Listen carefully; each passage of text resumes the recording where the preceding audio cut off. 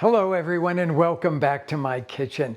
Today we're going to be making braised short ribs in a roasted tomato salsa cooked in a slow cooker. This is a recipe you need to know by heart. It starts with a salsa de molcajete. Okay, so I've already got that made, and if you haven't watched the video where I teach you how to make this, then you're going to want to go to that first. The link for it is below here, but this is the thing that just adds so much flavor. I love this stuff and I use it in so many different ways. But this is going to be braised short ribs, and it's going to have that, I don't know, that sort of comforting feeling that a lot of times in the warm weather you want that in a dish. So we've got these beautiful pieces of short rib. There's two different cuts of short rib. You know, there's the English cut short rib, which is what these are, and then the flanken style of short rib, which is what you would get if you went to a Korean steakhouse, say.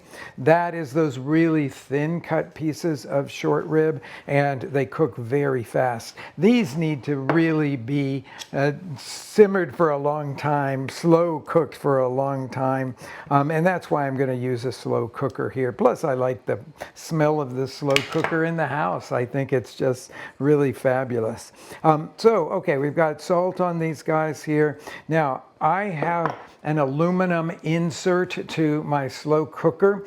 If you don't have something that is stovetop safe, then you have to do this part of it in a large skillet. I'm going to do the browning part here in this fresh rendered pork lard that we work with in our restaurant for a lot of dishes. But if you don't work with pork lard or can't get a good one, I'm not really advocating the hydrogenated blocks of stuff you can get in the grocery store. That's not so good for you and doesn't have much flavor anyway. If you can't use something good like this, then my recommendation is just to use vegetable oil for it. Okay, so short ribs will go in here and we will brown them, and then we'll build the slow cooker pot.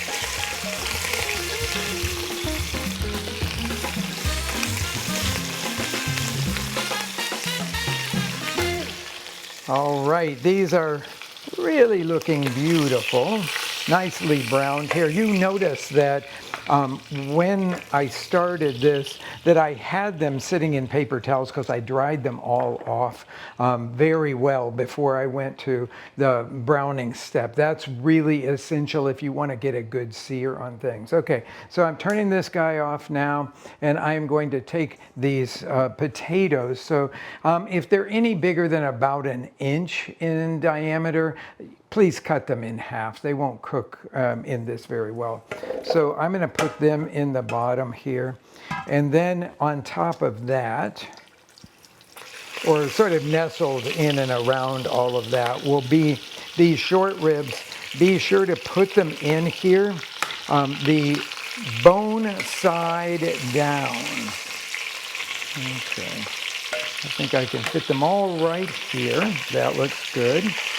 And now we have the salsa, which will go in on top of that. For this one, I'm going to use a spoon so that I can make sure that I kind of mush it up around all the tops of the short ribs and down into the pan a little bit. And this is just the right amount of salsa to season this whole thing. Okay, there we go. Scrape out every little bit because that's the good stuff. And then I'm going to eye about 2/3 of a cup of beer. I'm using this Modelo Negra. You could use the Dos Equis Ambar. That works good too. I'm looking for something that's pretty malty here and quite sweet. You could use a little bit of wine. Probably I would put white wine in this because red wine tends to discolor and make it look kind of murky. Or you could just simply use 2/3 of a cup of water for this. But I'm going to pour about 2/3 of a cup of this in here. Yep, that looks like it's about the right amount there. And now everything is going to go back over onto our slow cooker here. like that. Okay. I'm just going to sprinkle a tiny bit of salt on the top of it just to make sure that we're getting started with a little bit of seasoning here besides what we had with the salted short ribs. So put that on there. And then, so it's a very simple recipe. Once you've got the salsa de molcajete ready to go here, top will go on. And I'm going to set this thing for about, let's see, we will do high 4 hours is what I've got there. And we'll just meet you back here in 4 hours after that meat has gotten really, really tender.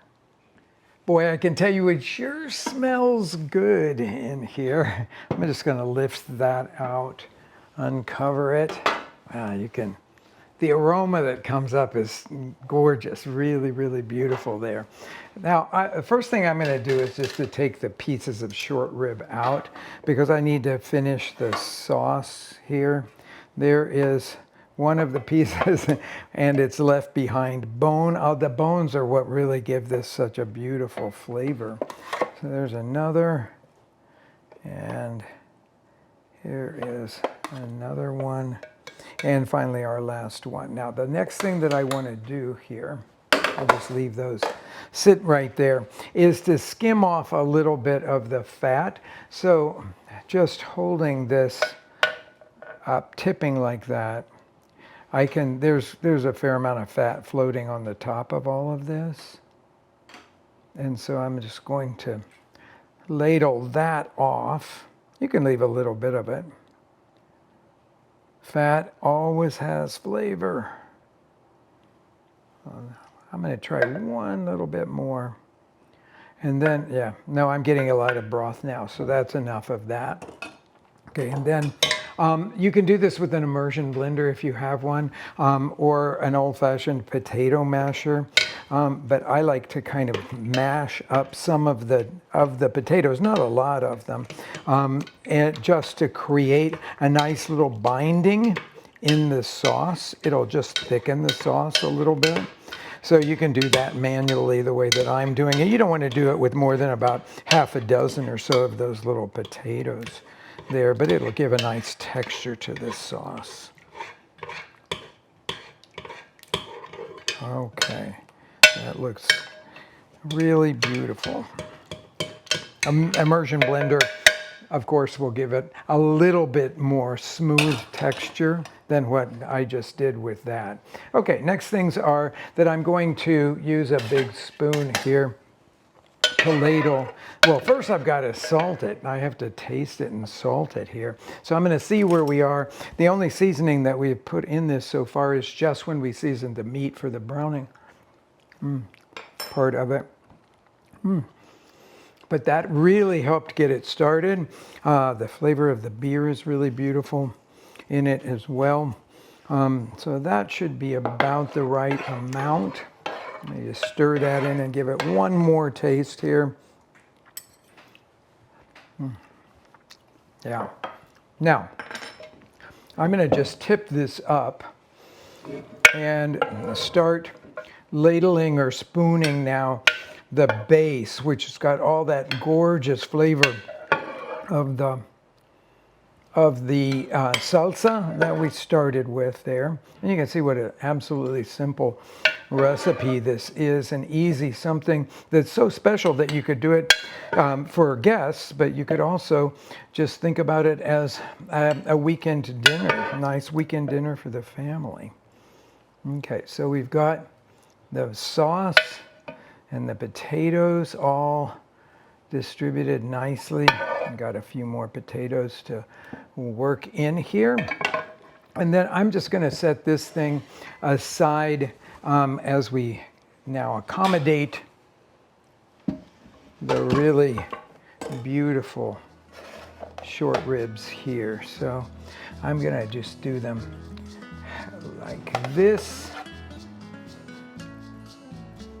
I've got one, and then we've got the one that's separated from the bone here. So I'll lay the bone right down first here.